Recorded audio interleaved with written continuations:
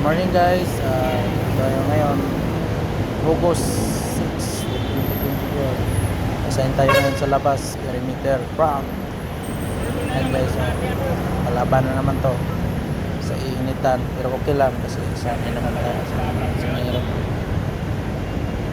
Sanay naman ako sa mahirap mahirapan natin lalo baka maawa pa yung Panginoon. Ayan guys, aga pa, ang init na. So maya ito, umulan na naman to. Kita nyo guys, may sasakay pang babae. Ayaw yatang hintuan. Yung hintuan nyo.